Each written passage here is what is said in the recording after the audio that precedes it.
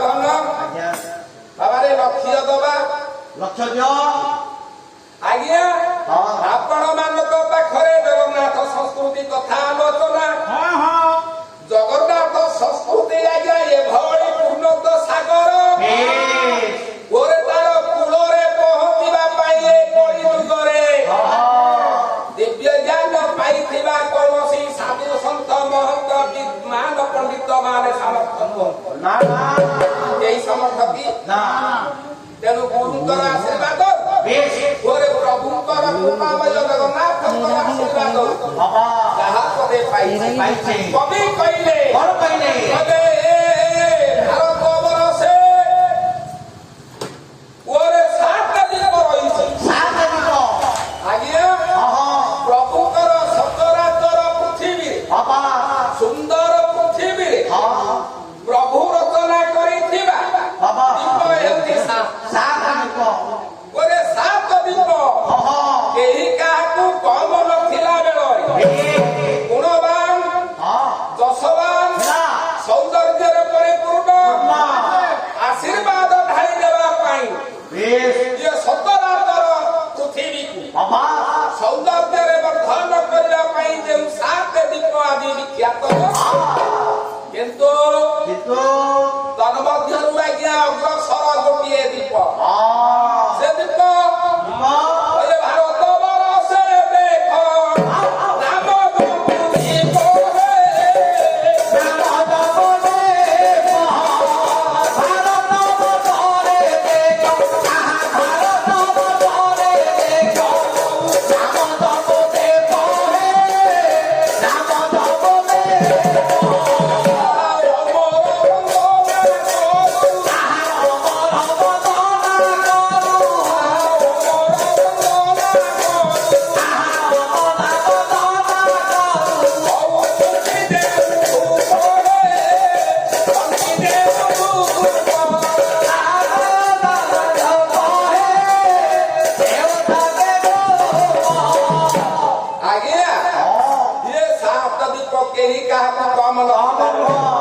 ତେଣୁ ସମସ୍ତଙ୍କ ଉପରେ ଜଣେ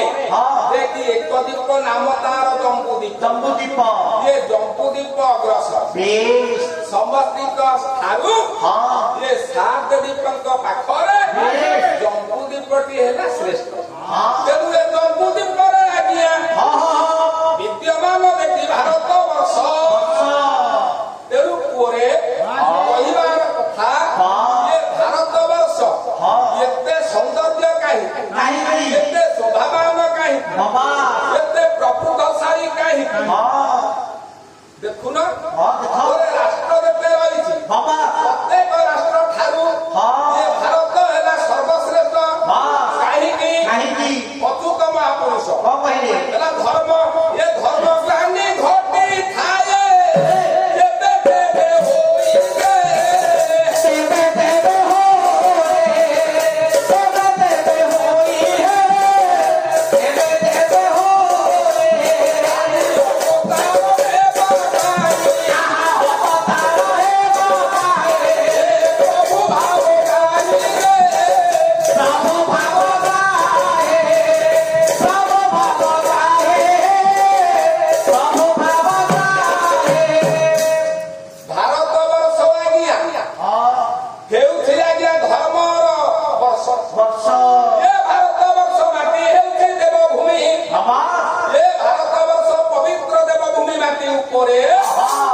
ପ୍ରଭୁଙ୍କର ସଦା ସର୍ବଦା ଆବିର୍ଭାବ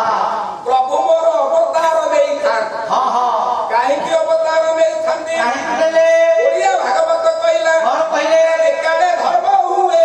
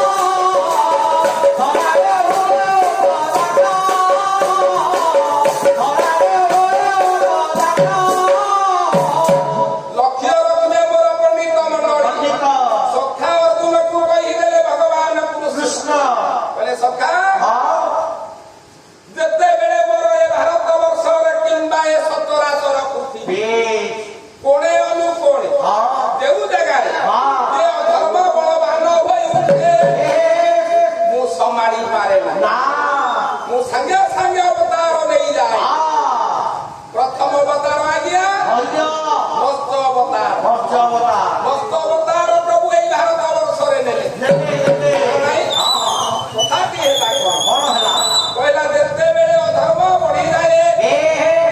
ଅଧର୍ମକୁ ବିନାଶ କରି ମୁଁ ଧର୍ମକୁ ପ୍ରତିପାଳନ କରି ପ୍ରତିଷ୍ଠିତ କରିଥାଏ।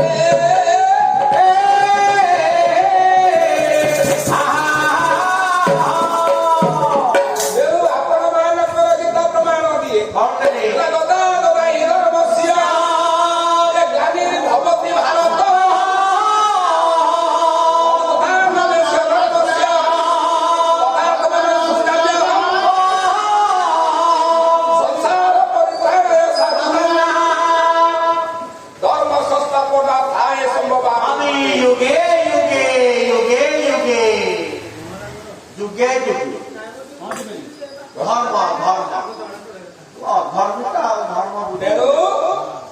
ମୁଁ ଏ ଭାରତ ବର୍ଷ ମାଟିରେ ଅବତାର ନେଇଥାଏ।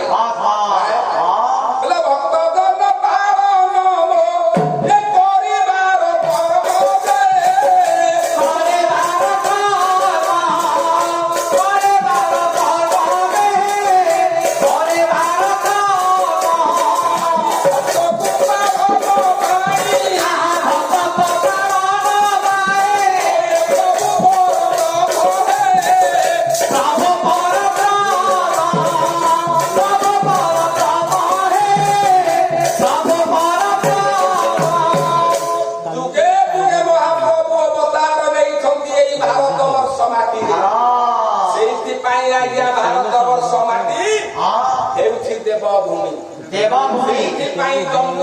ଭାରତ ବର୍ଷ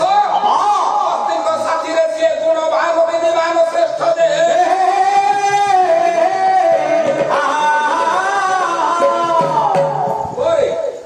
ଆଉ ଗୋଟିଏ କଥା ଶ୍ୟାମଗଣ ଆଉ ଗୋଟିଏ କଥା ମନେ ପଡିଯାଏ। ଭାରତ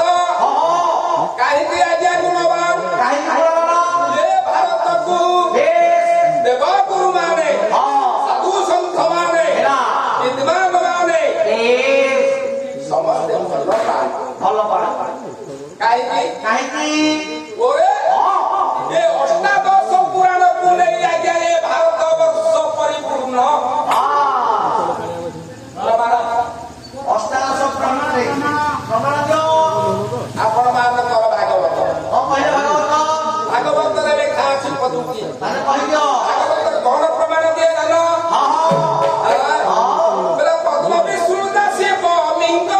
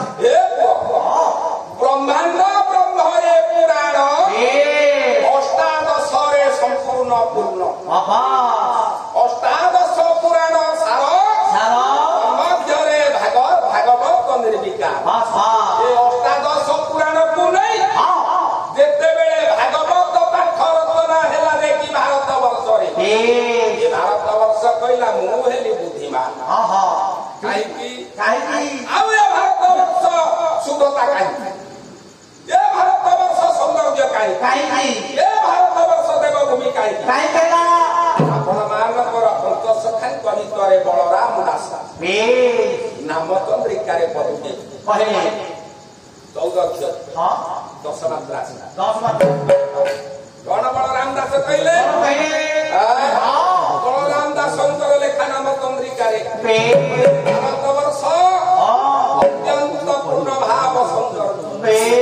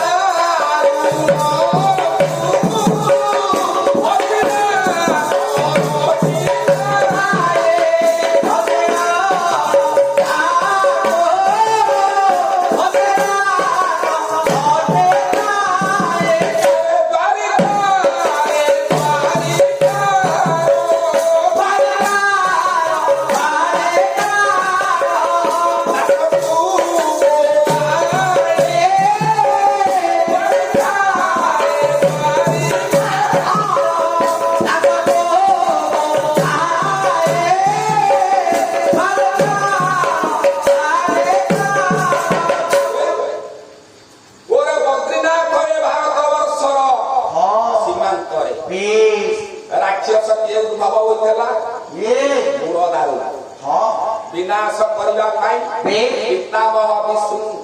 तांकर पितांकर नाम विष्णुदास विष्णुदासंकर कोଳରେ जन्म ନେଇ ଠାକୁର बद्रीनाथ रूपरे आदि पूजा करता ଆଉ ଗୋଟିଏ ଧାମ ଦ୍ୱାରିକା ଧାମ ଦ୍ୱାରିକାର ଭଗବାନ କୃଷ୍ଣଙ୍କର ଲୀଳା ଭାଗବତ କହିବାକୁ ଯାଇ ଦ୍ୱାରିକା ଦେଖ ଏ ନିର୍ଣ୍ଣୟ ଦ୍ୱାରିକା ଅତ୍ୟନ୍ତ ଗଭୀର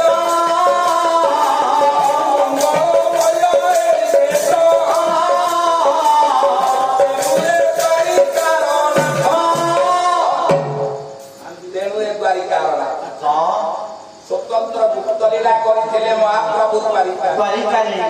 द्वारिका हेउछि आज्ञा गोटे कर्म द्वारिका गोटे गुप्त द्वारिका गोटे ऐश्वर्य द्वारिका तेणु महाप्रभु गुप्त द्वारिका रे लीला करन मर्त्यरु विदाय नबा पाई आज्ञा 125 वर्ष जेतेबेले भोग होई गला पर भाई देखे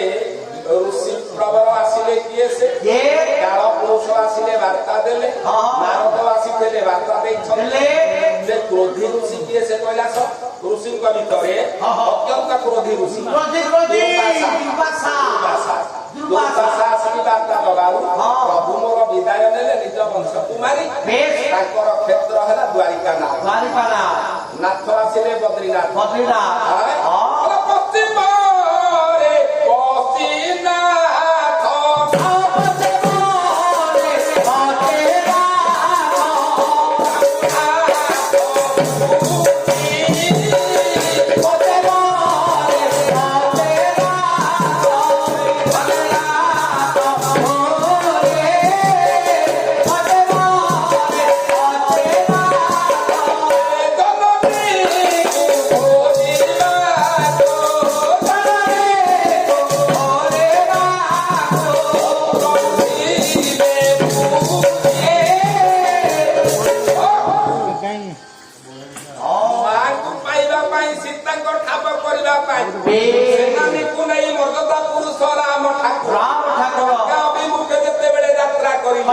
सिंधु कूଳରେ रामनाथ को निर्माण କରି ସ୍ଥାପନ କରି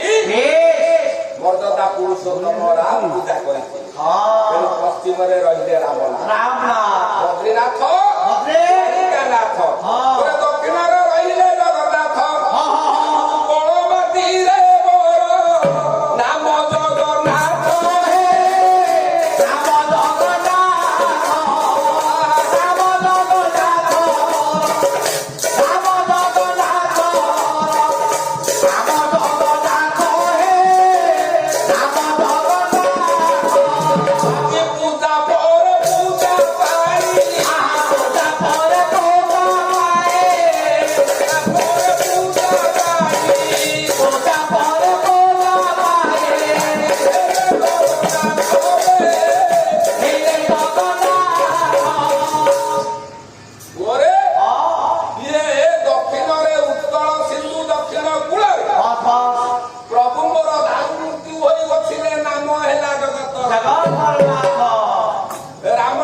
ପଶ୍ଚିମବାସୀ କହିଲେ ଆମ ଠାକୁର ଆମ ନାଥ ରାମନାଥ ଉତ୍ତର ଭାରତରେ କହିଲେ ଆମର ପ୍ରଭୁ ବଦ୍ରୀନାଥ ପୂର୍ବ ଭାରତ କହିଲେ ଆମର ନାଥ ଦ୍ୱାରିକାନାଥ କିନ୍ତୁ ଦକ୍ଷିଣବାସୀ ଉତ୍ତର ମାଟିର ପ୍ରଦା ଏମାନେ କହିଲେ ନାଇଁ ସ୍ୱାର୍ଥ ତ୍ୟାଗ କରିଦେଲେ କହିଲେ ଆମ ଠାକୁର ଆମ ନାଥ ନୁହନ୍ତି ହେଲେ ଜଗତର ନାଥ ରେ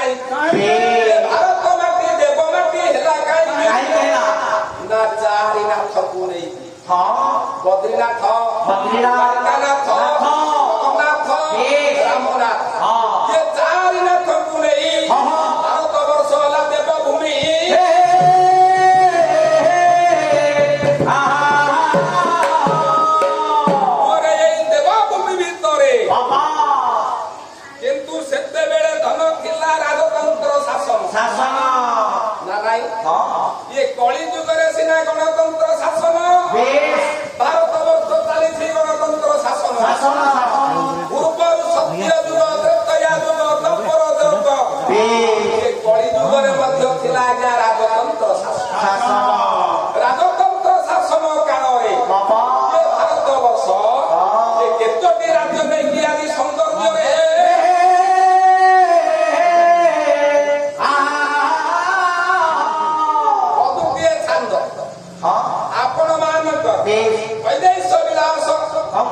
प्रमाण देवाकू गले कौन कहले लगी तपन भले नहीं तपन वंशी कलई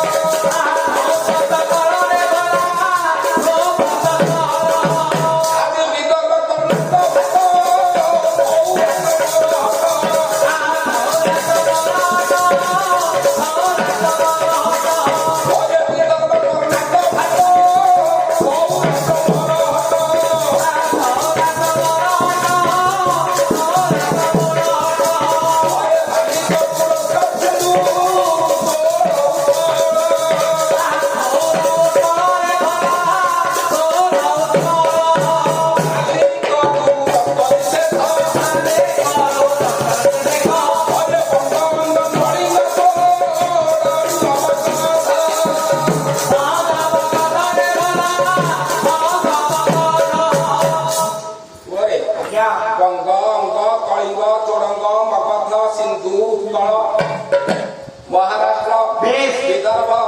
कर्नाटक सौराष्ट्र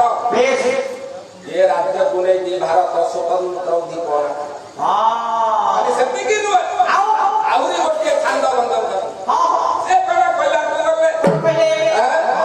बेला विदर्भ ए बेतिचेरी मघवत द्राविड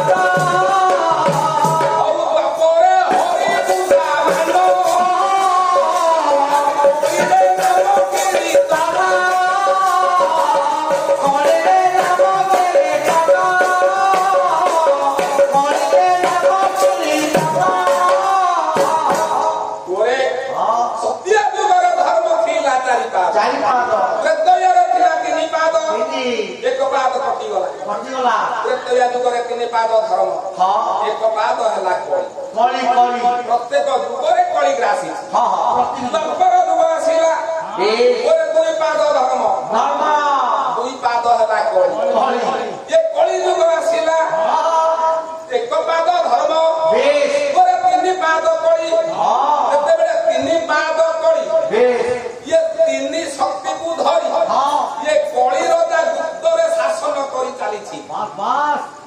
ଭଳିଆ ଧର୍ମବନ୍ତ ପ୍ରାଣୀ ହେଲେ ଧୈର୍ଯ୍ୟ ଧରି ପାରିବେ ନା ସାଧୁ ମାନଙ୍କ ଗୃହରେ ଆଜ୍ଞା ଲାଗି ଯାଉଛି କଳି ଆଶ୍ରମ ମାନେ ଗୁରୁକୁଳ ମାନଙ୍କରେ ଲାଗି ଯାଉଛି କଳି କଳି କାହାକୁ ଛାଡ଼ିବେ ନା ସମତି ଲାଗି ବାପ ପରେ କଳି କଳି ମା ଝିଅରେ କଳି କଳି ଶାଶୁ ବୋଉଙ୍କ ଭିତରେ କଳି କଳି। ଦୁଇ ଭାଇଙ୍କ ଭିତରେ କଳି ହଁ, ହଁ। କାହା ପ୍ରତି କାହାର ସ୍ନେହ ନାହିଁ ନା ମମତା ନାହିଁ ନାହିଁ ଖାଲି ଟିକିଏ ମାତ୍ର ଜଗିକି ରଖିଛି ଏଇ କାଳିଆ ସାମନ୍ତ ବେଶ ଏକ ପାଦ ଧର୍ମ ଅଛି ହଁ ପରେ ଏଇ ଏକ ପାଦ ଧର୍ମ କୋଉ ଦିନ ଡୁବିଯିବ ଏ ଭାରତ ବର୍ଷରେ ପ୍ରଳୟ ହୋଇଯିବ ରେ